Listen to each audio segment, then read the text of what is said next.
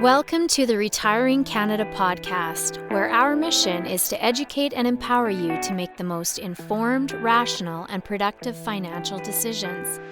Hosted by certified financial planner, author, and chartered investment manager Michael Isbister, you'll go behind the scenes to uncover the tips and strategies to help you invest smarter, optimize your retirement income, and reduce the amount of tax you pay. Michael is an investment advisor with Fundamental Wealth, a trade name of Harbourfront Wealth Management, an IROC dealer. And now, here's your host, Michael Isbister. Hello everyone, and welcome again to the Retiring Canada podcast. In today's episode, we're going to discuss big taxes versus little taxes. Specifically, I'm going to chat about what is the big tax and the little tax, 2 common strategies to minimize the little tax, 4 advanced strategies for high net worth estates, potential drawbacks and pitfalls to planning for the little tax, your 3 potential estate beneficiaries, the big tax, and 3 ways retirees can minimize its impact, and lastly, a few action items for you to consider.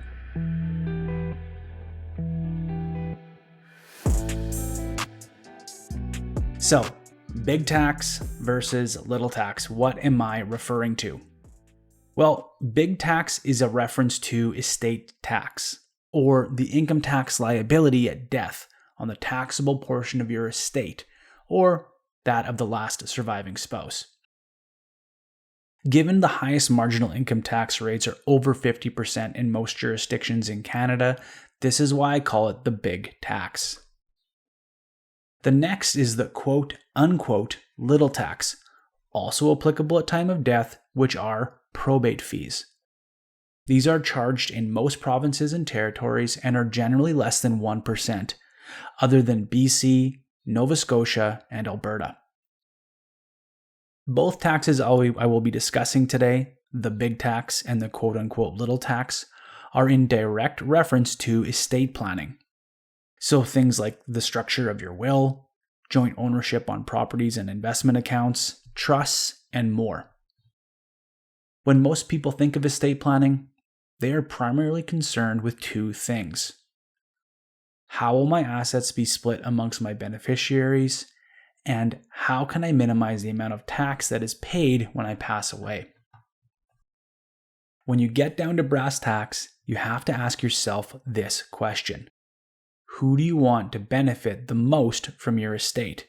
And there are only 3 options. Number 1, your intended beneficiaries. Number 2, a charity of your choice. Or number 3, the Canada Revenue Agency. Through proper planning, we can address these concerns and help to disinherit the CRA as much as possible. So one pitfall that we often see is the desire for individuals to spend a bit too much energy focusing on the little tax, probate fees, without grasping the impacts this kind of planning will have on the big tax. So let's start there. Now, granted, there are a number of probate planning strategies that may be considered. For most Canadians, implementing probate planning strategies are often done outside of the will, and often do not result in a significant saving. Regardless, let's discuss 2 very simple strategies along with their potential downfalls and risks, and then briefly introduce 4 advanced strategies for high net worth estates. So one of the most common strategies is adding joint owners to your assets. So things like vacation properties, non-registered investment accounts, or even bank accounts. Now, if the intent here is to have these assets bypass probate, this may be achieved via this strategy. However, there are significant downfalls to this that are often overlooked. First, the government has recently ruled that these types of arrangements, where beneficial ownership is separate from legal ownership, are now considered bare trusts, which require a T3 tax filing. If not filed annually and on time, this could result in penalties that reach into the thousands. Second, The day the joint owner was added to the account, a portion of the account or property will be deemed disposed of for tax purposes. So as an example, if you added your son or daughter to the title of a vacation property, the proportionate amount of ownership will be considered a deemed disposition and taxable that year as a capital gain. So as an example, say you have a vacation property worth $1 million with an original purchase price of $500,000. Today, you decided to add your child to the property as joint tenant with right of survivorship. In doing so, you would have triggered a $250,000 capital gain. Assuming you had no other capital gains that year, you would only be subject to a 50% inclusion rate, rather than the 2/3 inclusion rate on capital gains over $250,000. So if we assume a 45% tax rate, this change to joint ownership, adding your child, will have triggered $62,500 in tax payable that year. The third downfall to adding a joint owner is that the final outcome of your estate after your passing may not be in line with your true intent. In the same example I just gave you, instead of one child, assume you had 2 children, but you still only named one child to the property as joint owner with right of survivorship. The vacation property would bypass the will, not pay probate. However, the full property would now be in the ownership of just one child after your passing. Was that your intent? The other very common strategy for probate planning is naming direct beneficiaries on your plans and policies. So things like your RRSPs, TFSAs, RIFs, life insurance policies, and more.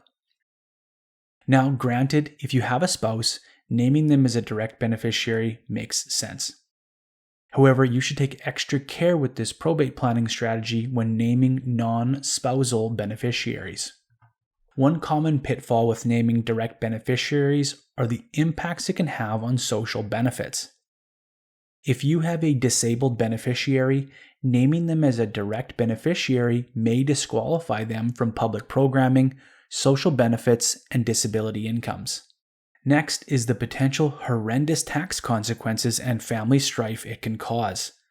For example, if you name a non-spousal direct beneficiary on a RIF account, there is still tax to be paid by the estate on that RIF. And if you are an executor of a will, this can be especially troublesome if the estate does not have enough cash to cover the tax bill. Here's an example so you get an understanding of what I'm talking about. Say you have a $1 million RIF account, no spouse, and decide to name your 2 adult children as direct beneficiaries on the account with the intent of saving money on probate fees. At death, assuming a 50% marginal tax rate, your estate would owe $500,000 in tax to CRA. But because you named your 2 adult children as direct beneficiaries, the money bypassed the estate, and each adult child would have received the full $500,000. If you were the executor of this estate, and there was not enough other assets or cash to cover this tax liability, you would need to go back to each of the adult beneficiaries and ask them to pony up $250,000 each to cover their deceased parent's tax bill on the RIF. This is where things can get ugly. As you can see, adding joint owners to your assets or designating direct beneficiaries can have unintended consequences. It's important to work with a professional who understands these nuances and can help to build a holistic estate plan that factors in legal, tax, and your unique family dynamics. Now, there are 4 other advanced strategies that I will very briefly introduce as they are quite complex. In order for these to be worthwhile, the cost of implementing these strategies, along with potential ongoing costs, must be significantly lower than the potential future probate fee. Other than the noticeable costs, these strategies may also help to avoid the challenge of your will and help keep your affairs more private. Now, as I have mentioned, these strategies are generally applicable to high net worth estates and often include the ownership of private corporations. For all of these strategies I'm about to mention, please consult an estate lawyer before considering any form of implementation. The first strategy is an insurance trust. Now, while naming direct beneficiaries on an insurance policy will not attract probate, there may be a concern where potential inequities could result in naming direct beneficiaries. If this is the case, an insurance trust may help to address this concern altogether. The second strategy is an alter ego trust and joint spousal or common law partner trust. These are most commonly used by individuals who want their non-registered assets to be distributed outside of probate. Both of these strategies may assist in reducing probate fees, but they will not in any way reduce income tax. This is where you need to be aware of potential drawbacks of this strategy that could make the potential probate planning benefit null and void. Please get in touch or speak with an estate lawyer to learn more. The third advanced strategy is having multiple wills. This concept involves distributing any assets that must be probated in one will and distributing assets that do not need to go through probate in another will. An example of where this may be considered is in the case where there are real estate and investment accounts that cannot be distributed without letters of probate and shares in a privately held corporation that often do not need to go through probate since the directors of the corporation are usually close family members or colleagues who would be willing to transfer the shares to their heirs without requiring formal letters of probate. Be sure to speak with your lawyer about this strategy as it is not permitted in some jurisdictions and must be drafted in a specific manner to be effective. The fourth and last advanced probate planning strategy is transferring assets to a holding company. Probate fees are generally assessed against the gross value of an estate, less the value of any debts secured by real property. Unfortunately, personal debts related to the purchase of a business usually will not reduce the value of that business for probate purposes. However, if investments or business assets are transferred into a holding company and the corresponding debt is also transferred to the holding company, then the value of the assets for probate purposes will effectively be reduced, since the net value of the shares of the holding company will be the value of the assets less the amount of debt. Complex, I know. Speak to your advisor before transferring any assets to a corporation, as the transfer must be done in a very specific manner to avoid triggering capital gains. As you can tell, these four strategies are quite complex, and it is extremely important you obtain professional advice before implementing. For more information, please get in touch to better understand what structure makes sense for your estate and wealth transfer plan. At the end of the day, you need to be sure all of this probate planning is justified when factoring in all the potential downsides. More often than not, focusing your energy on minimizing the big tax, income tax payable by your final estate, will be much more impactful. Think about it. You may save a few $1,000s in probate fees through proper planning, but you are likely to pay hundreds of thousands, if not millions of dollars in income tax on your final estate if not planned for properly. So here are 3 strategies for you to consider that could have a tremendous impact on your final tax bill. Number 1, drawing money out of your registered accounts sooner than later in retirement. This strategy involves managing retirement income and taxation throughout retirement to optimize your tax brackets while you're still alive. This strategy aims to pay a smaller amount of tax now to avoid a potential 50% tax bomb that can rock your final estate. The second strategy is to maximize spousal income splitting opportunities. This could mean taking more funds out of a spousal registered account that is substantially larger than the other spouse in the early years of retirement. You would do this as a means to help manage income in the RRSP and LIRA before you're forced to convert them to a RIF at age 71. Household income will remain the same, while household tax will be reduced. You will now have greater flexibility, and tax minimization is now possible, that large mandatory withdrawals in your RIFs at age 71 won't cause clawbacks or bump you into a higher tax bracket.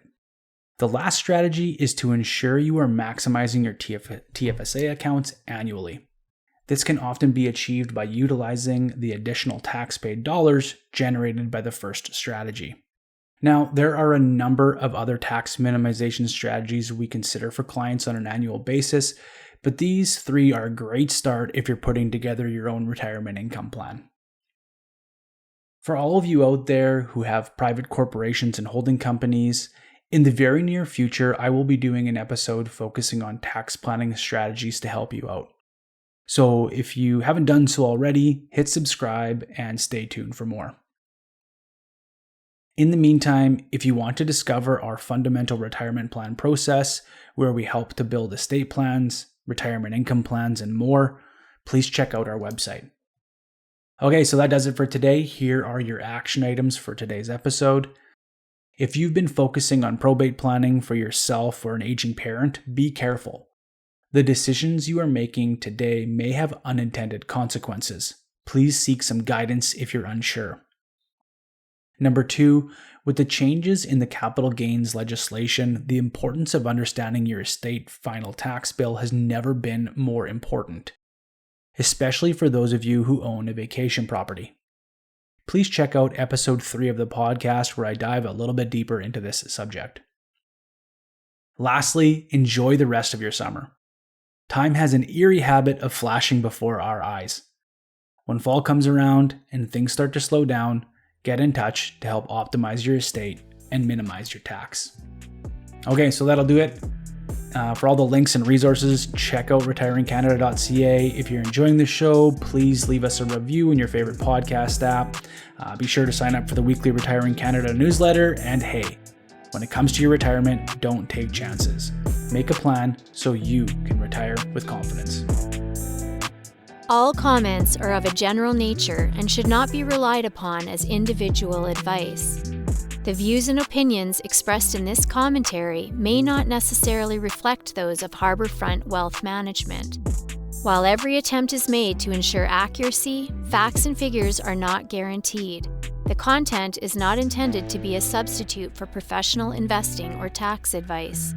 Please seek advice from your accountant regarding anything raised in the content of the podcast regarding your individual tax situation.